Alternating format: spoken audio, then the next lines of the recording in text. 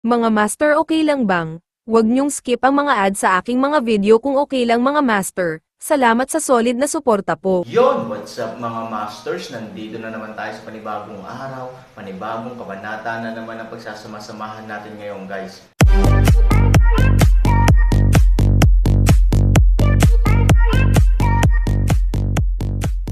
Bali mga masters, kung bago ka pa lang po sa aking YouTube channel, please click the subscribe button, lalong-lalo na po yung notification bell guys, para maging connected pa rin tayo sa isa't isa at maging updated kayo sa mga susunod ko pang video.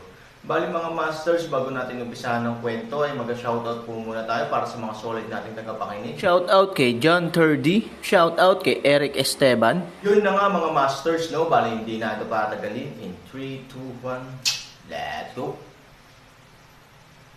Bahagya niyang hinawakan ang 5 elementong banal na bato sa kanyang kamay. Tiniis ng Aaron ang sakit ng pagkadurog at pagsabog, at pinilit ang isang bakas ng tunay na enerhiya sa 5 elementong banal na bato. Sa pagtingin sa 5 elementong banal na bato na naglalabas ng mahinang liwanag, malungkot at matatag na ngumiti si Aaron, susunod, oras na ng pagtatanghal para sa iyo at sa akin, sa sandaling bumagsak ang boses, kumungal si Aaron, biglang nagniningning ang marka ng posisyon ni Shenyanjo, at pagkatapos ay dahan-daang bumabalot ang isang agos ng tubig sa Aaron. Mula sa malayo, ang Aaron ay tila nagtutugma sa isang humanoid na bilog ng tubig. Dahil hindi mo kayang lumaban, sumali ka dito. Sa pag-agos ng tubig sa Aaron, hindi banggitin ang malaking presyon sa nakaraan, pagkatapos ng pagsasama-sama ng bilog ng tubig. Ang malakas na presyon ay hindi nang ahas na mawala ng lubusan sa maikling panahon, ngunit ito ay hindi bababa sa isang integral na mas mababa kaysa sa sakit ngayon lang. Ang susunod na segundo, ang Aaron ay bumilis, tulad ng isang isda laban sa agos, at direktang inatake ang asul na Fu. Tulad ng crucian carp sa tubig, ito ay maliit ngunit puno ng momentum. Bumababa ito sa ilalim ng presyon ng tubig at umakyat sa mga bilog. Ano? Si Qingluan ay halatang natigilan at naisip ang susunod na posibilidad na 10,000 Aaron, ngunit walang ganoong posibilidad. Paano niya nalampasan ang napakalaking gravity suppression? Biglang, nang labis na nalilito si Qingluan, bigla niyang nalaman na biglang sumugod ang Aaron patungo sa asul na Fu sa hangin pagkatapos ng ilang bilog. Agad siyang sumigaw, "Blue Fu, ingat!" Pagkatapos marinig ang tunog, ang malaking asul na Fu ay umungal ng mahina at gumalaw ng dahan-dahan, itutok ang direksyon ng pag-atake ni Aaron at ilunsad ang depensa. Biglang nagmukhang malamig si Qingluan, dahil biglang lumitaw si Han Sanhua sa likod ng Lanfo, at ang figure na orihinal na lumitaw, sa harap ng Lanfo ay naging walang laman, hindi. Ito ay pekeng ngunit ito ay malinaw na mahirap para sa Lanfo na lumingon sa oras na ito. Han Sanhua tumayo at tumingin. Ang malaking likod ni Lanfo, malamig niyang tiningnan si Qingluan, at tila may namumura si Qingluan kay Aaron, ngunit walang labis na pag-aalala, ngunit mas galit ang mga ordinaryong tao tulad ng mga mata, at maglakas loob na tretuhin si Lanfo ng walang ingat, para maiwasan si Buddha na maging Panginoon at hatulan ang mundo. Ano siya sa ilalim ng Phoenix sa harap ng Lanfo, paano kung ikaw? Hayaan siyang umatake. Nalampasan ba niya ang mabigat na panggigipit ni Lanfo sa pamamagitan ng kanyang malumanay na pagbabalik? Sa tingin mo ba ay nanalo ka na? Ngumiti si Aaron, ayon sa laki at hugis ng Lanfo, lumingon lang siya at hinanap ang pekeng anino ko. Ngayon ay gusto niyang tumalikod at agad na lumaban. Nakalkula ko ang oras na kinakailangan. Ito ay tumatagal ng halos 7 segundo. Ang 7 segundo ay sapat na para sa mga ordinaryong tao, not to mention me. Maglaan ng ilang oras para makita ang pinaka-alternatibong Qingluan ng pamilya Phoenix sa alamat. Bakit hindi? Tungkol sa sinabi mo, sigurado kang mananalo. Ngumiti si Han Sani. Bagamat hindi niya ito hinamak, ang kanyang kalmado at kumpiyansang hitsura ang pinakamalaking kalapastanganan para kay Qingluan. Pinilit ni Qingluan ang kanyang galit at naghintay, ang ikalawang kalahati ng mga salita ni Aaron, huwag maglakas loob na sabihin ang 100% na panalo, ngunit hindi bababasa, ako ay dapat na walang talo, kalokohan. Ngayon ka lang nakatakas sa matinding pressure ng Lanfo. O nilinlang mo ba ako at siya, gumawa ng diversion, at ngayon ay matagumpay kang tumayo sa posisyon ng sneak attack. Galit at nakakatawang tiningnan ni Qingluan si Han Sanchen. Mapait na ngumiti si Han Sanchen.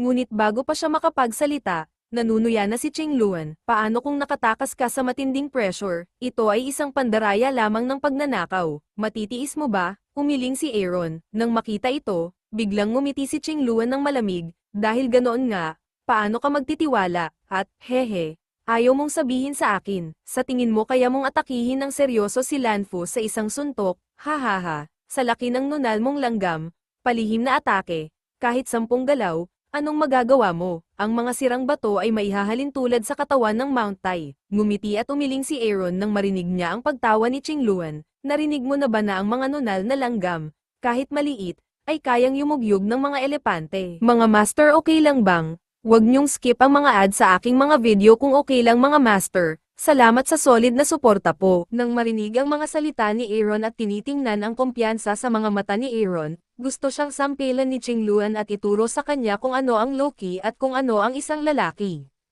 Pero hindi niya ginawa, kahit papaano, palagi niyang naramdaman na ang Aaron na katapat ay may momentum na hindi kaya ng mga ordinaryong tao. Ang momentum na ito ay hindi malinaw, ngunit ito ay totoo.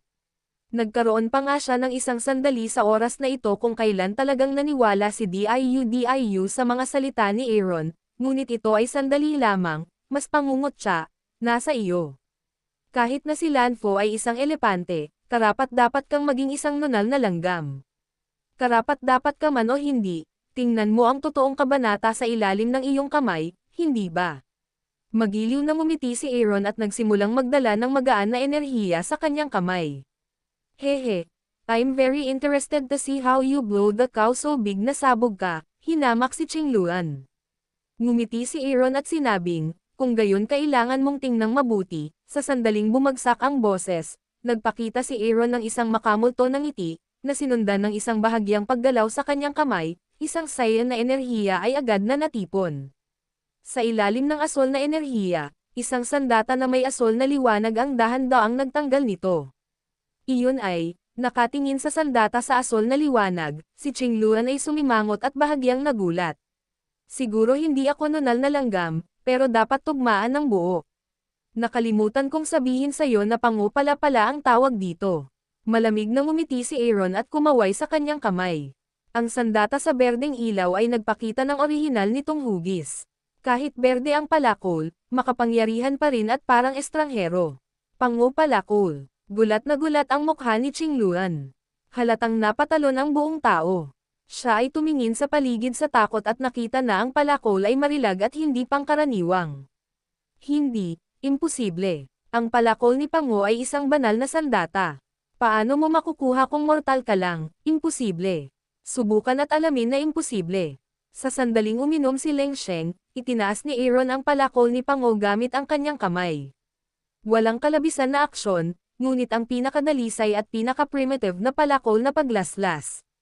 Kahit na si Pangu palakol ay nakulong ng lalaking nakaitim at maaari lamang ipakita sa mga tao sa asol sa lahat ng oras, ang kakanyahan nito ay naruroon pa rin sa mga ordinaryong panahon, ang Aaron ay maaaring hindi handang alisin ito at magdulot ng mas maraming problema tulad ng isang kulay asol na til. Ito ay upang ipakita up dahil ito ay malinaw na Aaron ay hindi siya ganap na saktan sa kanyang sariling lakas. Ngunit mayroon lamang isang pagkakataon, Aaron ay walang pagpipilian sabay taas ng palakol ni Pangu, ang tuktok ng kuweba ay parang hangin at ulap ang lahat ng hanging anti-Buddha sa paligid ay hinayla nito ang talam ng palakol, kahit na paunang nomenan lamang, paanong si Pangu, bilang hari ng lahat ng mga sandata, ay magiging ordinaryo ng nakababa ang palakol, kahit na si Qingluan sa di kalayuan ay halatang naramdaman ang malakas na presyon. Tila ramdam na ramdam niya ang malaking banta ng paghiwa sa kalahati ng talam ng palakol 100 metro lamang ang layo mula sa direksyon ng talam ng palakol. Ito ba talaga ang palakol ni Pangu? Dilat ang mga mata ni Qingluan, at tumingin siya sa malaking palakol. Parang naramdaman niya ang pressure sa likod niya. Sa oras na ito, ang asol na Fu ay hindi mapakali, at ang kanyang bibig ay bumantong hininga na may mahina, baradong tunog, tulad ng babala o galit. Sa ilalim ng asol na liwanag, ang mukha ni Aaron ay mabangis, ang kanyang mga ngipin ay nakadikit, at siya ay may hawak na palakol gamit ang isang braso. Umuungol. Pinahihit ni Lanfu ang kanyang ulo at galit. Na umungol sa Aaron. Ang asol na liwanag ay kumislap sa kanyang katawan. Sa oras na ito, ang malaking palakol ay may hawak na nakagugulat na berdeng mang, na malapit na sa likod ng malaking katawan ni Lanfo. Space pa rin. Parang natigil ang lahat, napalunok si Qingluan ng may kaba, at ang kanyang mga mata ay hindi man lang ng ahas na kumurap, dahil sa takot na hindi sinasadyang mawalan ng isang bagay. Umuungol. Biglang, isa pang malaking dagandong ang tumama sa buong mapayapang espasyo. Gayunpaman, ang labis na dagandong ay ganap na naiiba sa kanina lamang. Galit pa rin pero may humagulgol. Nagulat si Qingluan at biglang tumangala. Tiyak na, sa dagandong na ito, sa susunod na segundo, isang bagay na halos mabaliw sa kanya ang nangyari. Ang malaking katawan ni Blue Fu ay biglang nahulog na parang putol na linyang pendant mula sa tuktok ng kuweba. Hinawakan ni Aaron ang isang higanteng palakol sa isang kamay, tinadtad at dinidiin ang lahat. Storytelling channel sa YouTube. Ang buong mundo sa ilalim ng dagat ay maputik, ang lupa ay nanginginig ng husto, at maging ang kuweba ay malapit ng gumuho. Maging ang Qingluan na lumilipad sa himpapawid ay nanginginig sa kanyang katawan dahil sa malaking pagyanig ng ibabaw ng tubig, ngunit ano ito kung ikukumpara sa marahas na pagyanig sa kanyang puso. Ibinuka niya ang kanyang bibig ngunit hindi makagawa ng ingay sa mahabang panahon. Ang kanyang magandang phoenix na mga mata ay lubos na nagulat at naguguluhan. Blue Fu. Nawala si Blue Fu. Ano? Paano? Wu. Pero parang narinig ng Blue Till ang boses niya. Sa oras na ito, maayos itong umungal sa magulong quickstone at lumilipad na buhangin. Ngunit sa panahong ito ng mababang boses, paano magkakaroon ng anumang kapangyarihan at hegemonya? Ito ay mas tulad ng isang masakit na panaghoy at panaghoy. Huminto ang quickstone at huminto ang lumilipad na buhangin. Nang dahan-daang bumalik sa kalmado ang lahat sa lupa, hindi pa rin napigilan ng tahimik na Qingluan na manginig muli sa ilang hakbang. Sa oras na ito, ang asol na Fu ay nawala ang dati nitong dominanteng espiritu at nahulog sa lupa tulad ng isang matandang leon. Sa likod niya ay may malaking siwang na, nakakagulat. Sa tabi ng sugat, malamig na nakatayo doon si Aaron na may dalang asol na palakol na pango. Takot na walang galit, walang galaw at banal. Isa na naman itong pagkatisod. Unti-unting bumalik sa kanyang isipan si Qingluan. Sa sumunod na segundo, gumalaw ang kanyang katawan at lumipad patungo sa tuktok ng yungib. Sa wakas, ito ay naging hugis ng pag-ikot sa simula, at wala ng paggalaw. Kasabay nito, muling humagulgol ang asol na Fu na hiniwa ng Aaron sa lupa ang likod. Sa sumunod na segundo, ito ay naging asol na hangin at lumipad sa tuktok ng kuweba. Dahan-daang tumingin si Han Sanchen at nawala sa isip niya sandali. Chase, shit, ginawa lang niya tayong parang mga oso. Hindi natin ito makakalimutan ngayon. Habulin mo ang tagumpay at patayin mo siya. Halos kasabay nito ay biglang sumulpat ang panggalan na kanina pa nagmamasid sa dilim. Sa pagtingin sa asol na Fu na nagkalat sa ganitong paraan, kami ay humabol ng hindi nag-aaway. Mapait na ngumiti si Aaron at walang magawang tumingin sa lalaking ito. Halos sa oras na ito, palakpakan ang pumutok. Natigilan sila at tumingin sa paligid, ngunit nalaman nilang normal ang lahat. Maging ang siyam na sisiw na umaaligid sa tuktok ng kuweba ay hindi gumagalaw. Sinubukan ng Aaron na tukuyin ang pinanggalingan ng tunog, ngunit nalaman na ang mga tunog na ito ay tila hindi nagmula sa kung saan, ngunit mas katulad ng sa paligid. Gayunpaman, nang hindi nahanap ang pinagmulan ng tunog, hindi natarante ang Aaron. Bahagya niyang hinawakan ang palakol sa kamay at mahinang nagsalita, hindi na kailangan palakpakan. Kung gusto mo, baka magpakita ka, sino kausap mo? Hindi alam ng panggalan kung saan nanggaling ang tunog. Tumingin siya sa paligid na nanlulumo at naguguluhan saglit. Pagtingin sa mata ni Aaron, ang panggalan ay mas tanga. Dahil ang direksyong nakaharap ng Aaron ay walang iba. Ito ang nag-iisang orihinal na phoenix sa 10 estatwa na hindi nagbago mula simula hanggang wakas, pero bakit bato ang kausap mo? Akala niya ba galing sa bato ang tunog? Huwag kang mabiro. Kung gumalaw ang paunang phoenix, kailangan nating tapusin ito pareho, walang sinabi ang panggalan at mas nag-aalala. Kung may tunog, dapat sina Jinfeng at Baiming ang walang nagawa, tapos tumingin yung panggalan sa ulo niya. Ngumiti si Aaron at umiling, hindi. Lumipat na sila. Natigilan si Panggalan at tumingin sa Aaron sa hindi malamang dahilan. Ang dalawang ito ay hindi nagpakita mula simula hanggang wakas.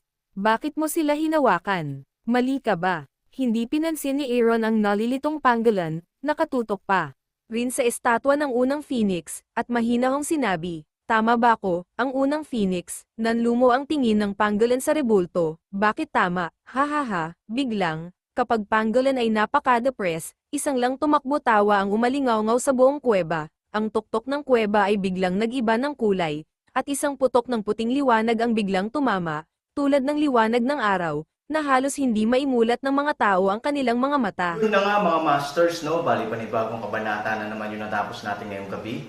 Muli, maraming salamat po talaga sa walang sawang suporta po sa aking YouTube channel na talagang inaabangan nyo po ang bawat upload ko po.